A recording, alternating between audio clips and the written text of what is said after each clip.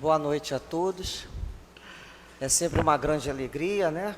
Estarmos nessa casa querida, falando sobre o Evangelho, estudando junto, um tema que tem como título a coragem da fé, que é uma das recomendações de Jesus aos seus discípulos. E extensivamente uma recomendação para todos nós que desejamos seguir Jesus.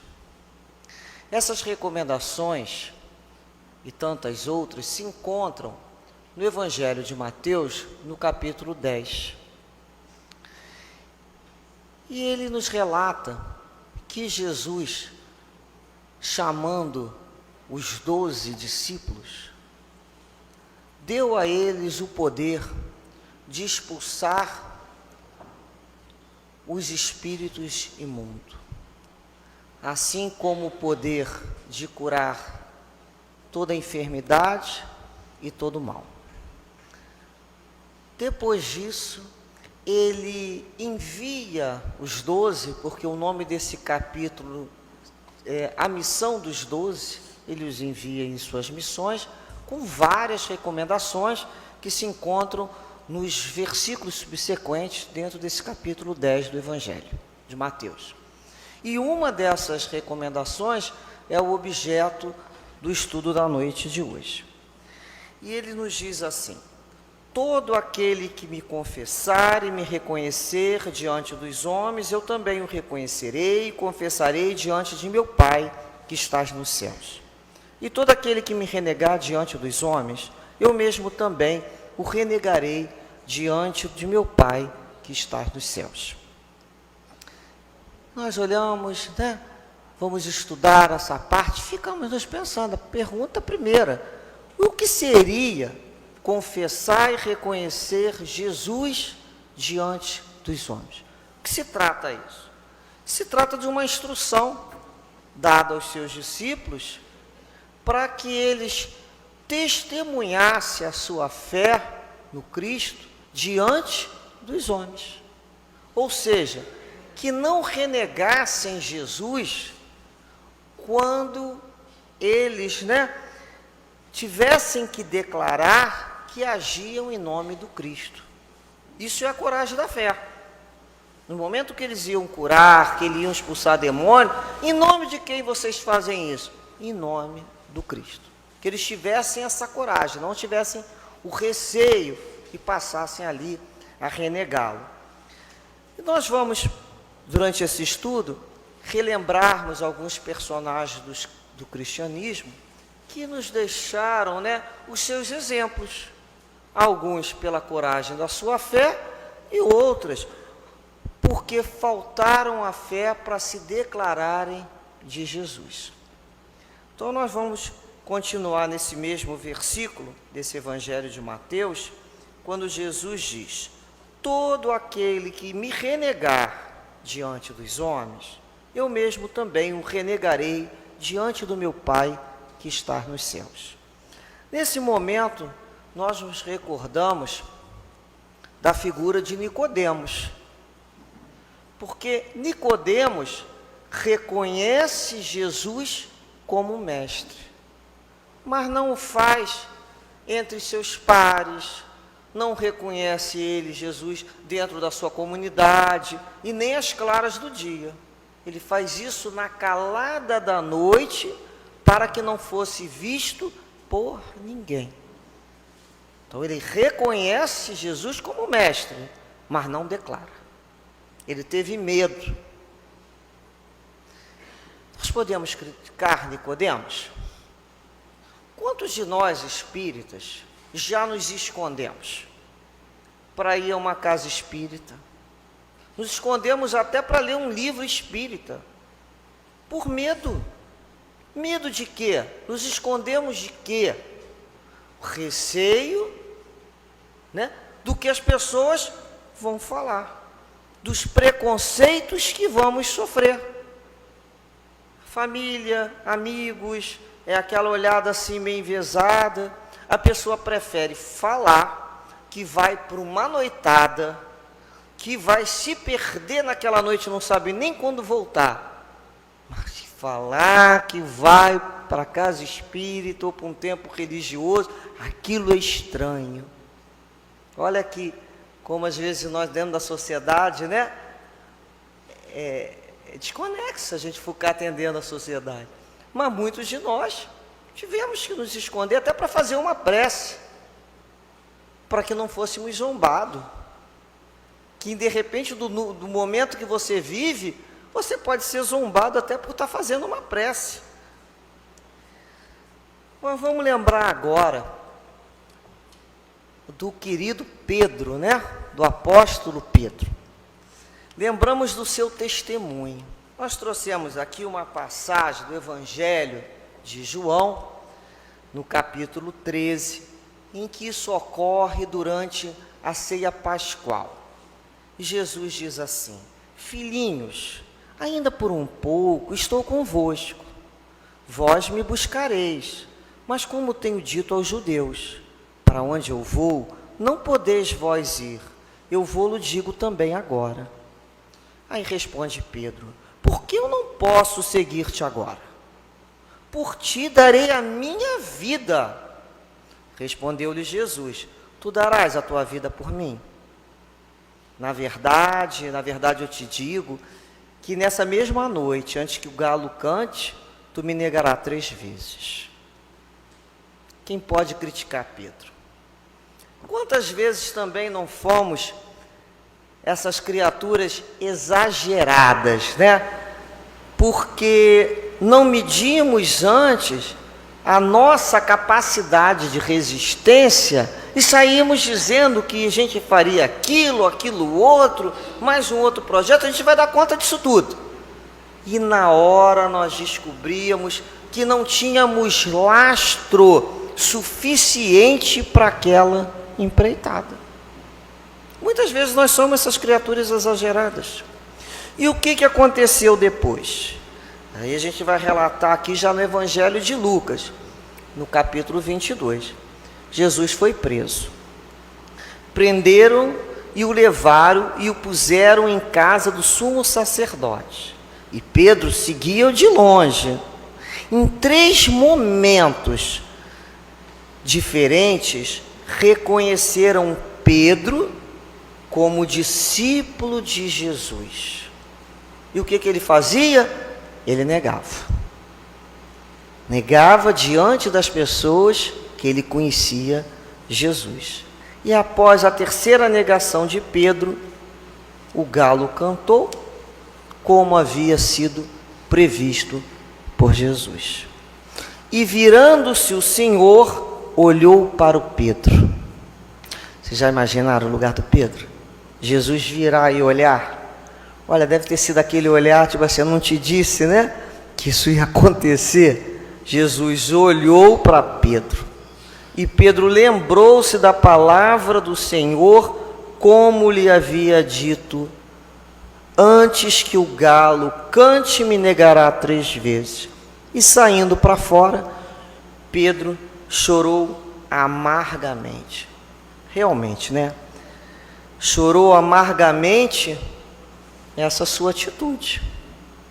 Justamente no momento em que ele ia dar o seu testemunho de fé, ele não teve a coragem da fé e renegou Jesus diante dos homens. Repara que foi tudo o que aconteceu. Ele renega Jesus diante dos homens. Logo ele, exagerado, que falou que daria a sua vida, não conseguiu nem dar o seu próprio nome. Jesus conhecia Pedro. Pedro é que não se conhecia. Jesus sabia o que ia acontecer e continuou amando ele da mesma maneira. Mas aquela situação acontece para que Pedro se reconheça, ainda na vigilância. E nós nos perguntamos: quantas vezes também já nos acovardamos diante da sociedade, no local de trabalho, e a gente muda de assunto e nega Jesus, não declara.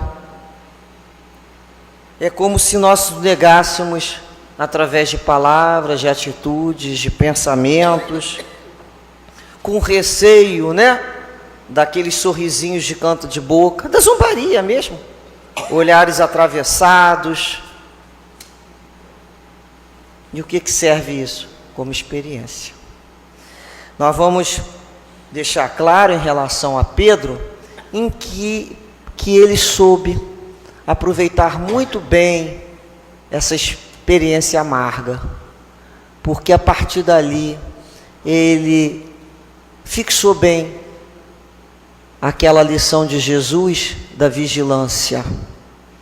Ele se tornou vigilante, se tornou uma rocha segura para os seus irmãos de caminhada. Ele foi um verdadeiro sustentáculo para o cristianismo e viveu até o fim da sua vida, que ele foi martirizado, ele morreu em nome do Cristo, como um verdadeiro discípulo do Cristo. Então a gente deixa isso claro, que ele soube a lição e se tornou uma rocha.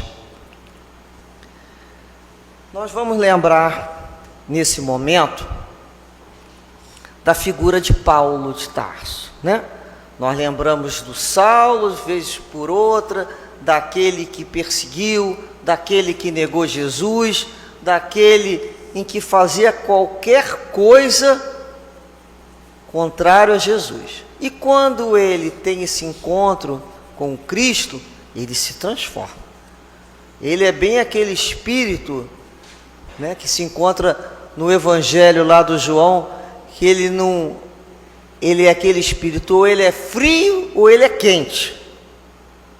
Se for morno, Oxalá, vomito-te da minha boca. Ele não era um espírito morto, ou ele é quente ou ele é frio. Ele estava um dos dois lados. Então ele foi o perseguidor e se transforma no perseguido. Então o amor, ele fala que o amor pelo Cristo o deixa louco, né? Porque naquela sociedade, naquele momento, falar de Jesus, buscar Jesus, é tão contrário à sociedade que é tido como louco, é tido como diferente. Tudo aquilo que você desafia a sociedade, você já é visto como um camarada com um problema. Então nós lembramos de Paulo, em que ele descreveu na sua primeira carta aos Coríntios, com exatidão, o sofrimento e a humilhação que os apóstolos passavam por se confessarem de Jesus, por confessarem sua fé no Cristo. Eles eram tratados na sociedade como desprezíveis. E nessa carta ele deixa isso muito claro. Ele diz assim, na primeira carta de Coríntios, lá no capítulo 4. Julgo que Deus nos expôs, a nós, os apóstolos, em último lugar, como condenados à morte. Fomos dados em espetáculo ao mundo, aos anjos e aos homens.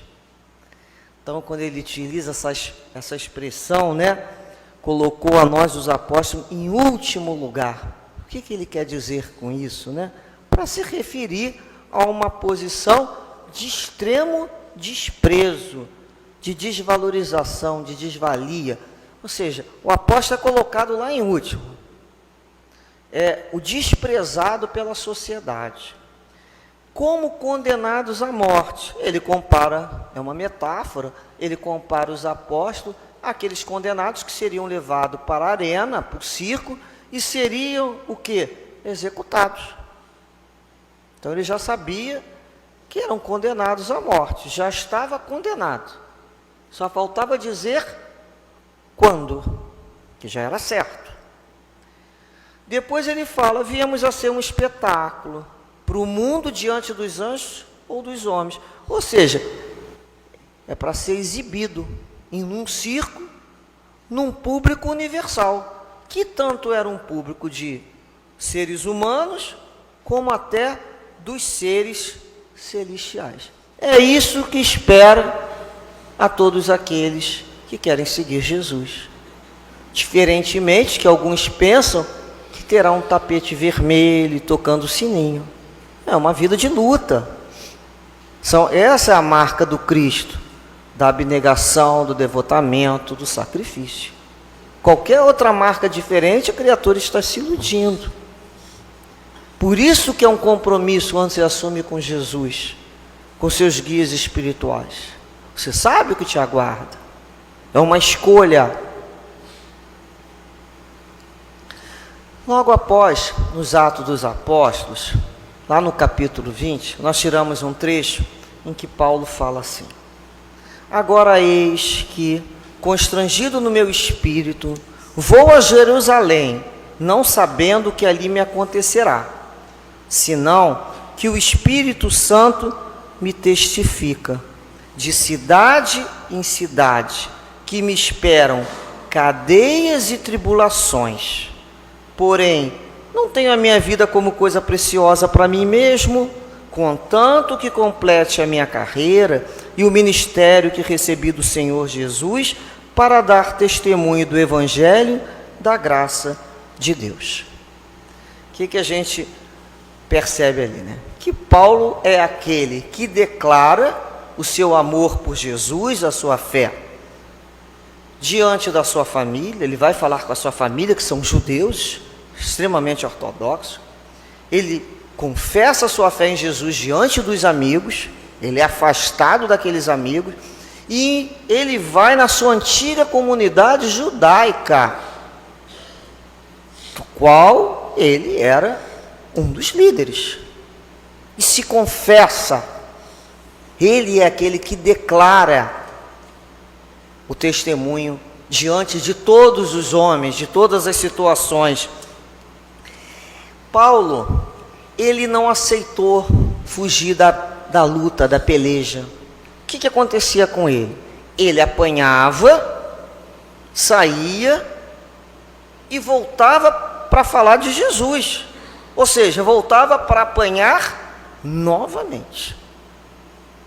Esse era o movimento dele. Apanhava, saía, era preso e voltava para falar de Jesus. Ele era o que a gente chama de obstinado, determinado.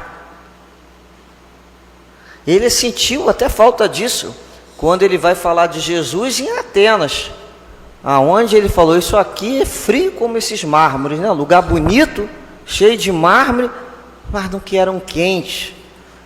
Eles nem ouviam Paulo, só zombavam. Então ele até sentiu falta de apanhar pelos amigos, no sentido que pelo menos alguém ouvia e contrariava. Em Atenas acharam que ele não era nem normal para isso, achavam até que ele estava fraco das ideias por falar em Jesus.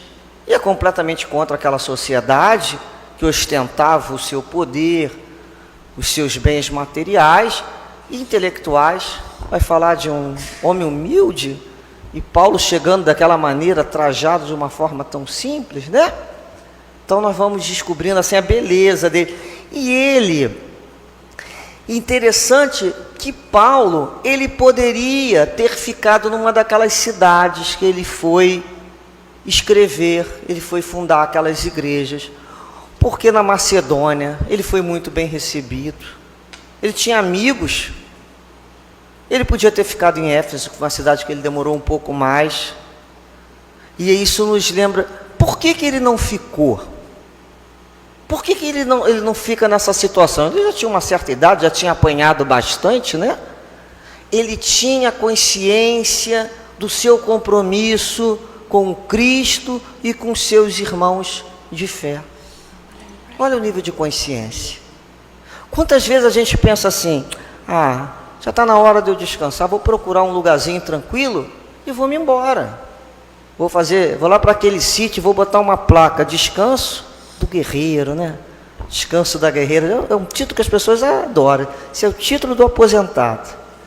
E aí, por que ele não faz isso?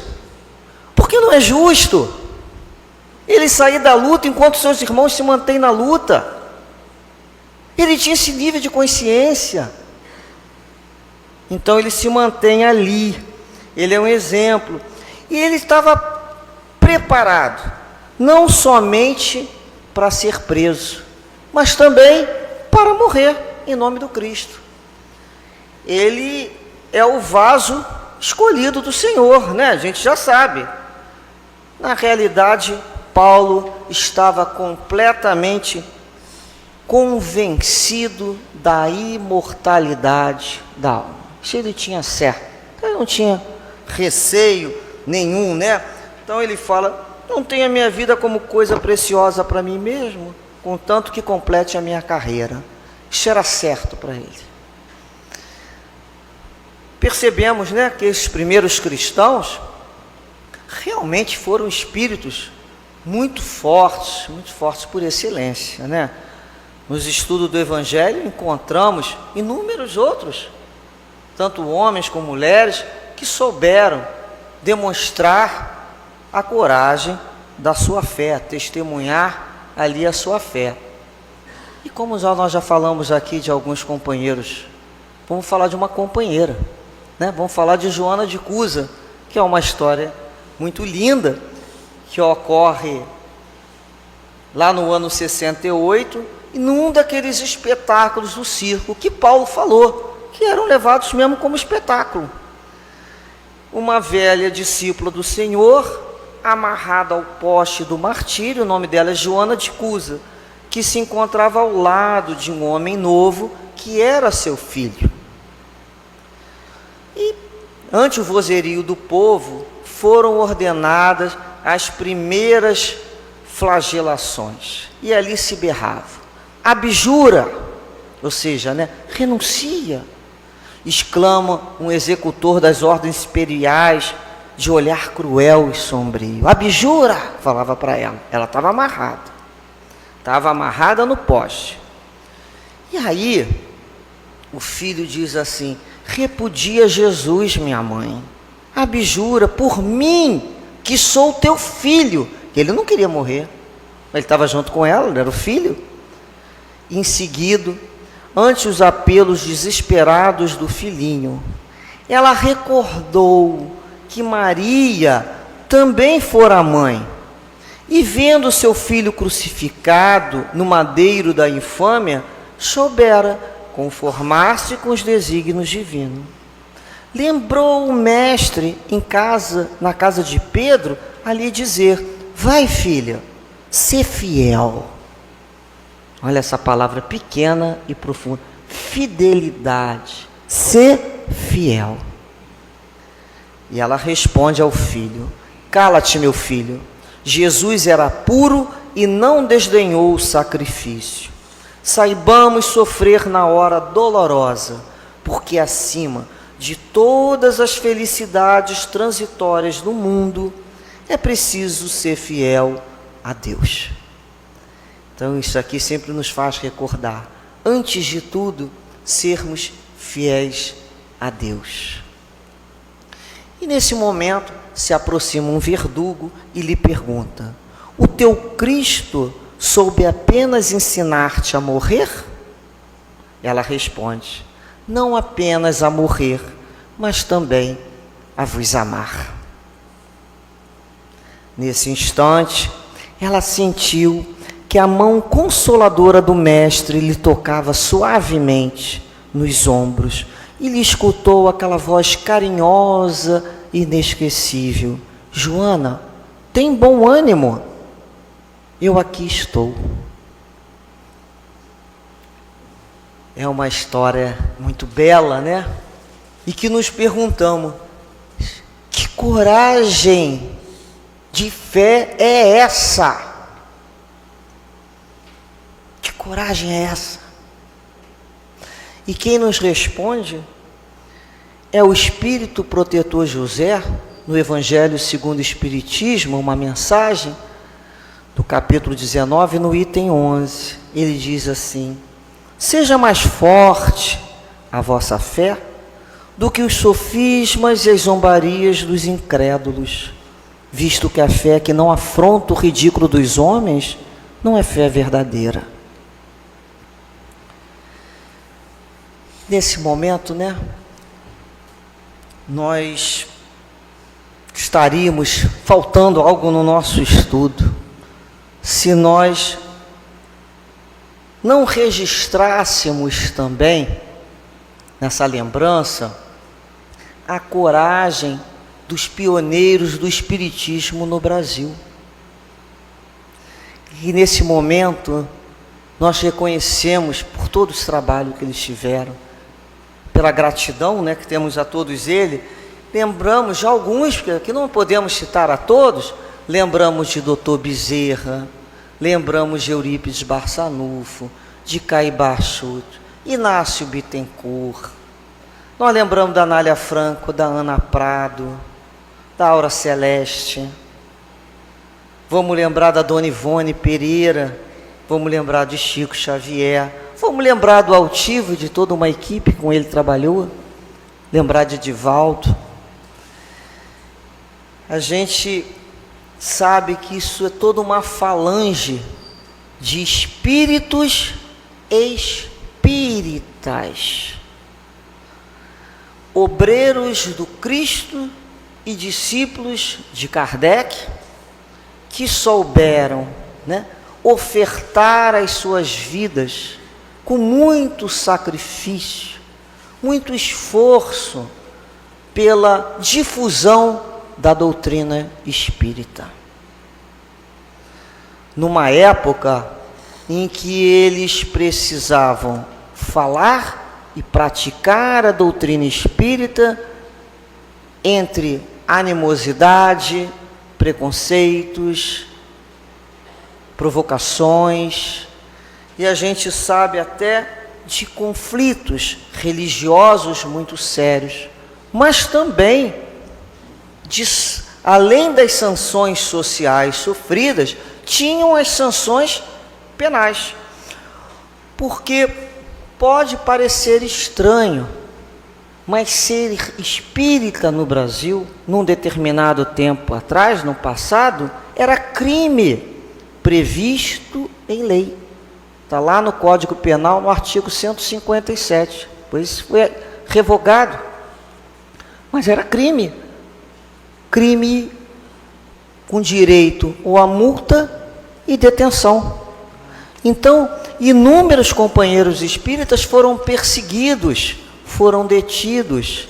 Muitas casas espíritas se viram na obrigação de fechar as suas portas, porque era crime.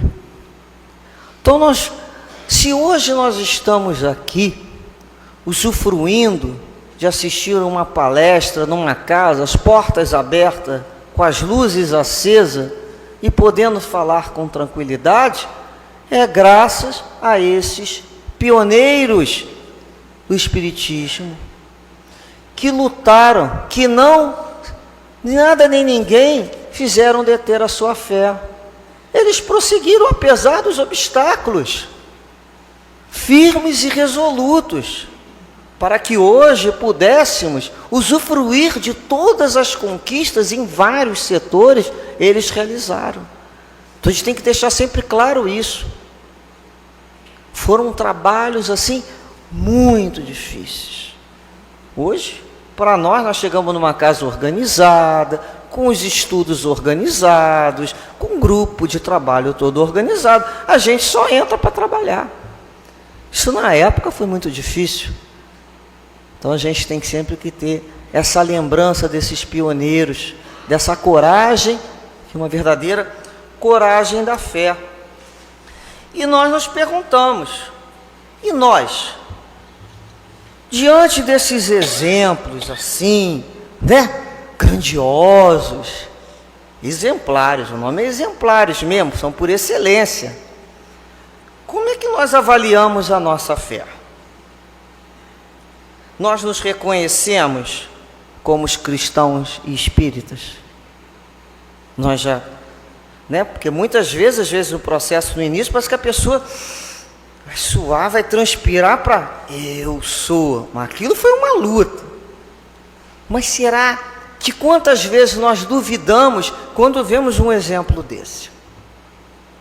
E eu encontrei, né, uma mensagem, achei interessante trazer, que é psicografada pelo irmão X, que tem como título A Diferença. E é muito interessante sobre essa questão, se nós já podemos nos dizer espíritas cristãos, que às vezes a gente tem dúvida, Quando eu me comparo com fulano, eu não tenho essa coragem da fé. Eu não tenho, eu não posso. Já ouvi pessoas dizer, eu não posso me dizer que eu sou espírita porque eu tenho esses problemas, esses defeitos. Eu não posso dizer que eu sou do Cristo porque eu tenho esses outros defeitos. Posso ou não posso? Eu sei que eu não sou santo, eu sei que eu não sou anjo, mas eu estou no esforço de cada dia. E aí essa mensagem foi assim providencial. Ela nos fala de uma reunião que já estava no final, e na organização mediúnica, Bezerra de Menezes retinha a palavra. O benfeitor desencarnado distribuía consolações quando um companheiro o alvejou com azedume. Bezerra, não concordo com tanta máscara no ambiente espírita. Estou cansado de ser hipócrita. Falo contra mim mesmo. Olha só, ele fala contra ele mesmo. Posso acaso dizer que eu sou espírita cristão? Vejo-me fustigado por egoísmo e intolerância, avareza e ciúme. Cometo desatenções e disparates. Reconheço-me frequentemente caído em maledicência e cobiça. Ainda não venci a desconfiança, nem a propensão para ressentir-me. Nossa, de quem que ele está falando? Quando menos espero, chafurdo-me nos erros da vaidade e do orgulho. Involuntariamente articulo ofensas contra o próximo. A ambição mora comigo e por isso agrido os meus semelhantes com toda a força da minha brutalidade. A crítica, o despeito, a maldade e a imperfeição me seguem constantemente. Posso declarar-me espírita com tantos defeitos? Gente, essa pergunta é de todos nós, quase, pelo menos minha. Aqui está, nós somos muito nas nossas dificuldades. Por isso chamamos uns aos outros de irmãos, quase que gêmeos, de tão parecidos que somos. Todos nós ainda trazemos essas mazelas. E diante daqueles exemplos, a gente se questiona. Posso declarar-me espírita com tantos defeitos? E o venerável orientador espiritual respondeu sereno: eu também, meu amigo, ainda estou em meio de todas essas mazelas e sou espírita cristão. E aí o consulente agitado revidou: como assim, doutor Bezerra? E ele respondeu: perfeitamente. Todas essas qualidades negativas ainda me acompanham. Só existe, porém, um ponto, meu caro, que não posso esquecer. É que, antes de ser espírita cristão, eu fazia força para correr atrás de todas elas. E agora que eu sou cristão e espírita, eu faço força para fugir delas todas. E é bem isso mesmo. Tanto é que depois ele diz: como vê, há uma grande diferença. Então, nós também, antes, corríamos em torno disso, alimentávamos essas qualidades da nossa alma, né? Ainda gostávamos da maledicência, gostávamos de conversar sobre isso, incentivávamos a nós mesmos, nos motivávamos a reagir, a sermos brutos, a dar uma resposta pronta, da ponta da língua. Ah, eu vou responder mesmo. Ah, está pensando que eu sou bobo? Ah, eu vou discutir o meu direito. A gente corria atrás disso. Se alguém pergunta, alguém quer ir lá dizer para fulano umas verdades? Deixa que eu vou lá e vou dizer alguma coisa para fulano. A gente corria atrás disso, por isso essa expressão. A gente falava assim: ah, o bobo que vai perder, o mundo é dos espertos, não é do bobo. Então a gente corria atrás dessas situações.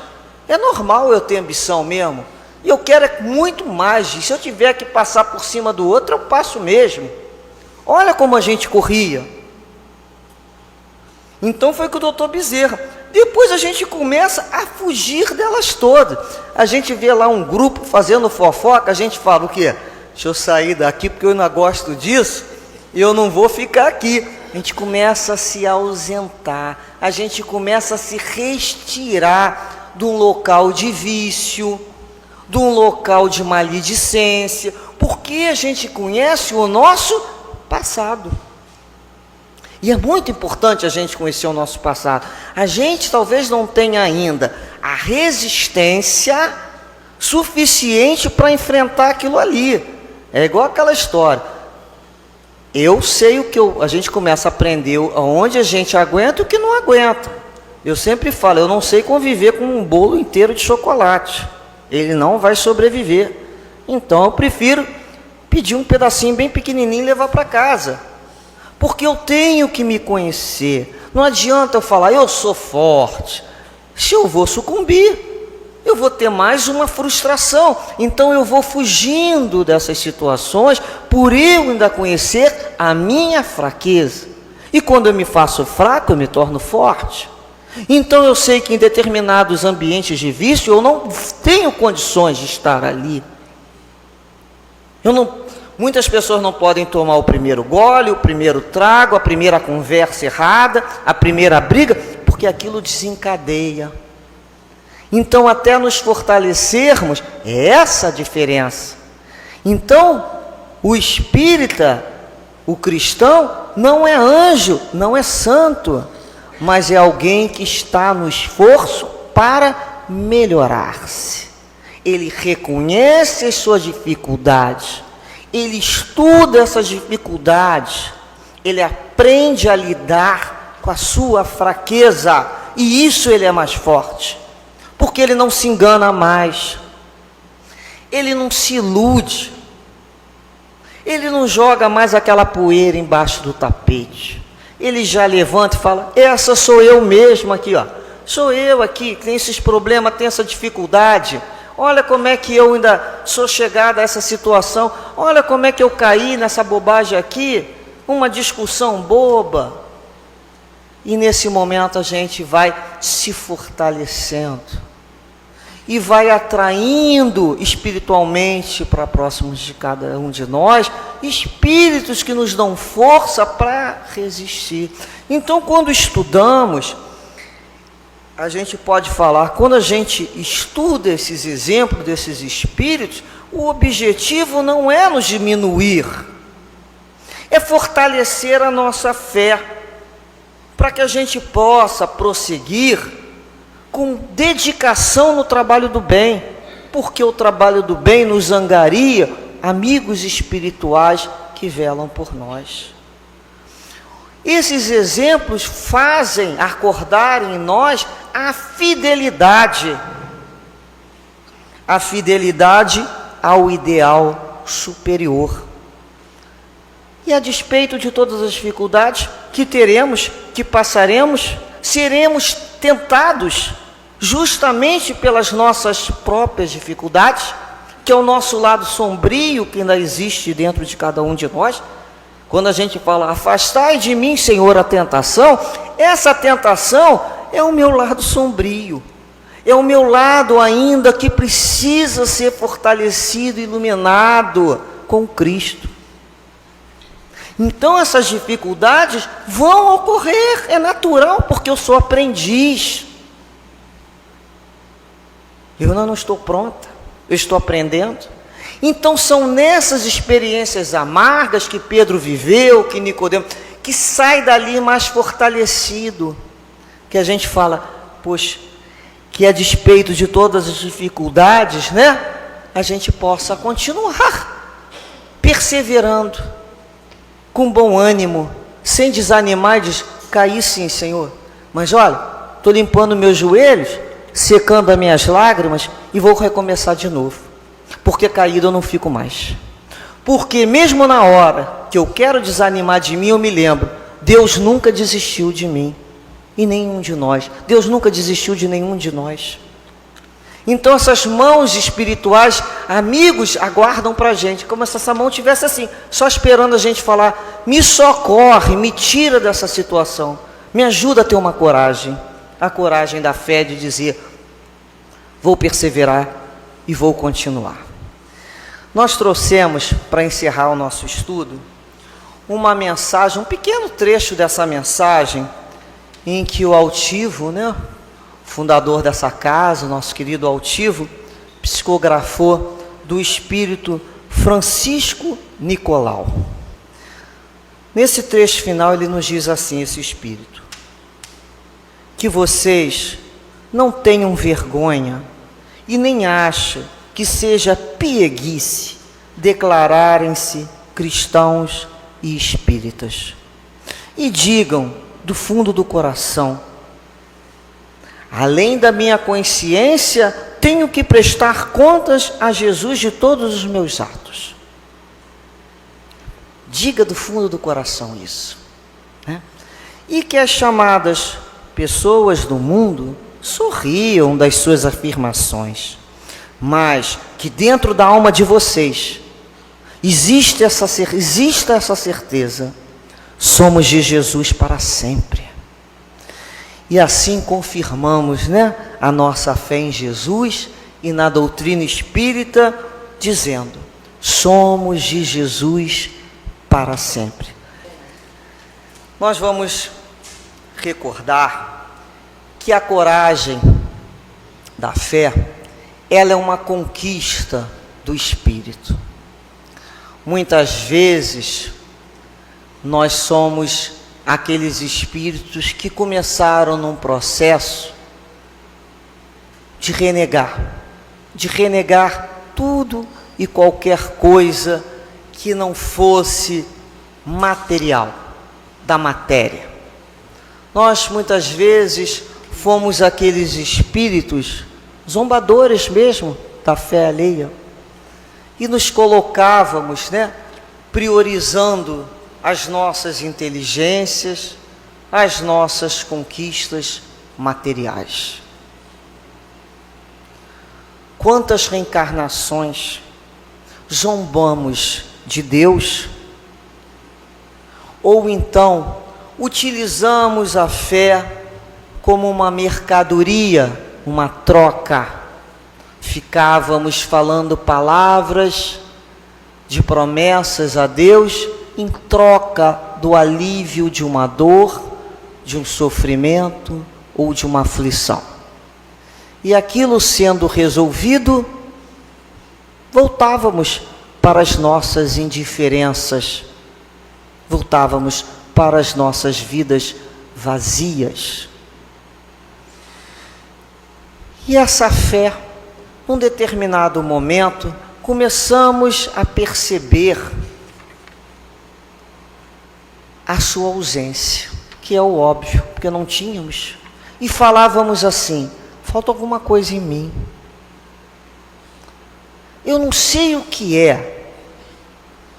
Eu tenho tudo que eu poderia ter dentro da minha condição. Eu não tenho o que reclamar, mas falta alguma coisa. Tem um vazio. E o que eu... Falta de quê? É a falta de Deus. É a falta da fé. Nós não sabemos dar um nome, mas sentimos uma ausência.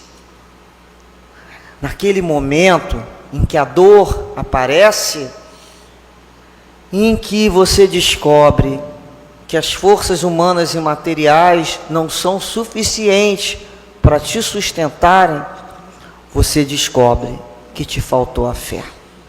Aquela fé que alguém falava, alguém dizia que tinha aquela fé, mas eu não sabia como conquistar. Eu me lembro, vou contar para vocês um caso. Uma vez eu assisti uma aula no curso que a Amália era professora, não que ela fosse muito mais velha, não, só está toda bonitona, mas eu assisti a aula com a Amália, o Livro dos Espíritos, e aquele grupo fazia uma prece no final, e aquelas senhoras, eu era muito jovem naquela época, naquela turma, E elas fechavam e apertavam e vibravam. E eu ficava olhando, eu falava assim, como é que elas fazem para... Porque eu era aquela criatura meio que vinha obrigada na dor mesmo, tá? E eu fechava meus olhos, fazia assim, para ver se eu descobrisse a fé era daquela maneira, né? Meio aquele carro que vai pegar um motor de alguma maneira. E eu pedi a Deus, eu falei, Senhor, eu quero conhecer o que é fé. Porque eu vi, a gente quando é jovem, a gente ouve falar, mas o que é isso?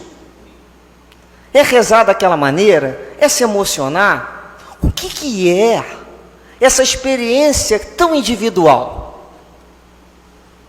E cada um de nós vai ter a sua história para dizer como encontrou a sua fé. A maioria de nós vai ser como eu, que vai encontrar a sua fé num momento de muita dor, de muito sofrimento. Mas o que encontra ali? O resultado daquilo que foi conquistando. Porque se eu não planto, eu não colho. Mas no momento que eu busco entender, eu busco ajuda espiritual, eu busco crescimento espiritual, a gente fala, mas isso não é nada.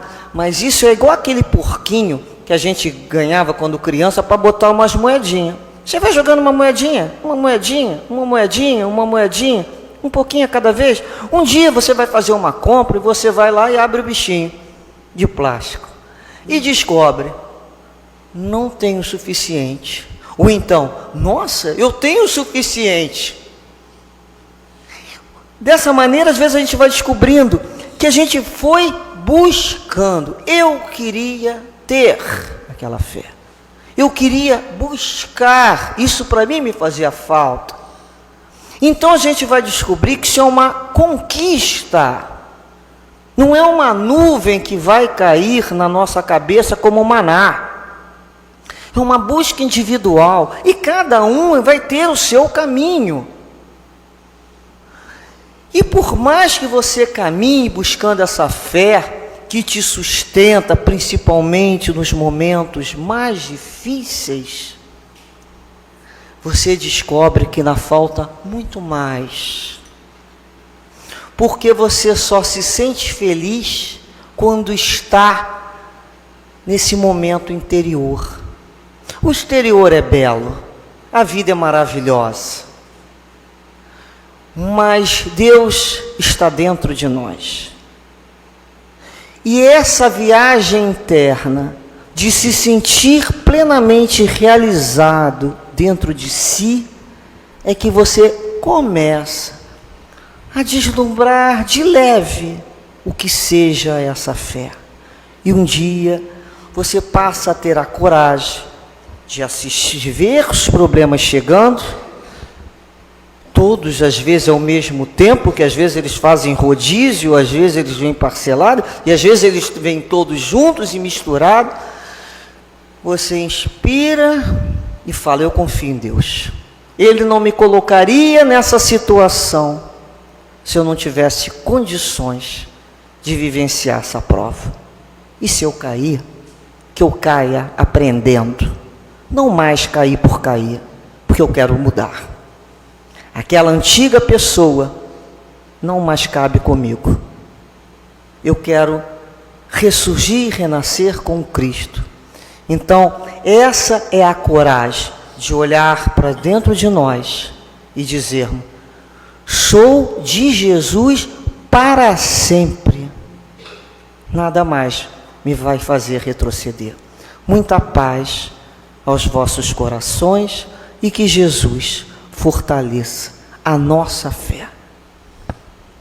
Queridos irmãos, vamos ouvir agora a palavra amiga do plano espiritual.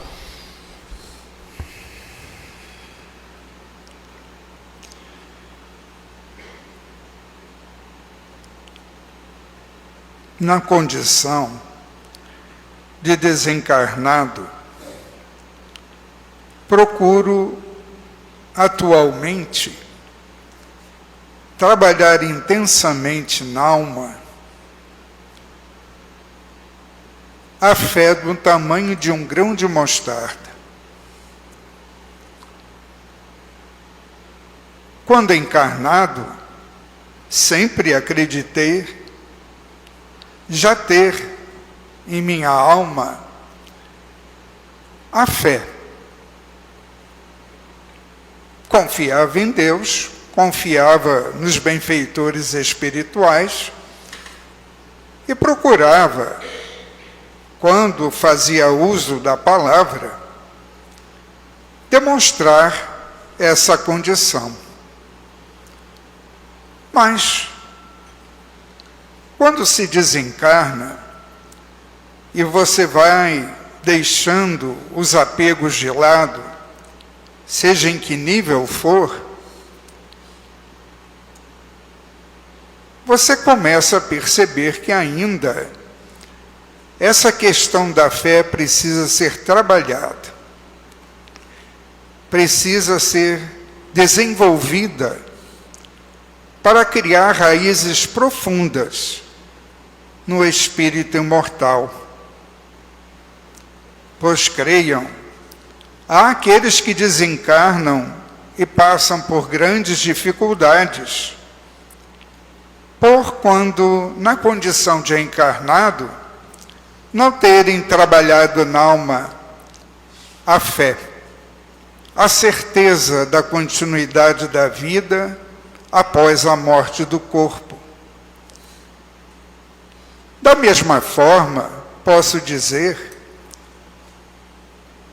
que nestas reuniões numa casa espírita aportam espíritos já possuidores dessa fé. E eles investem sobre todos vós, na condição de protetores e benfeitores espirituais que vos assistem nos caminhos da vida terrena, eles procuram trabalhar também em suas mentes e corações a questão da fé, da esperança e da vontade. Nesta vontade, com a alavanca que possa conduzir a cada um nos caminhos da evolução com mais equilíbrio. São esses corações que vos amam, são protetores espirituais, são familiares já em condições de dar o apoio e ajudá-los nos seus momentos de dor e aflição. Que da lição da noite de hoje, de tudo o que foi aqui comentado, que possam todos vós guardar no coração a certeza de que ninguém está nos caminhos da vida e que há aqueles que de fato se preocupam e desejam vê-los cada vez mais trabalhar esta semente da fé em suas almas. Portanto, é o que poderíamos dizer em relação ao tema tão bem estudado e explanado na noite de hoje, deixando o meu abraço, o abraço do Paulo Cordeiro.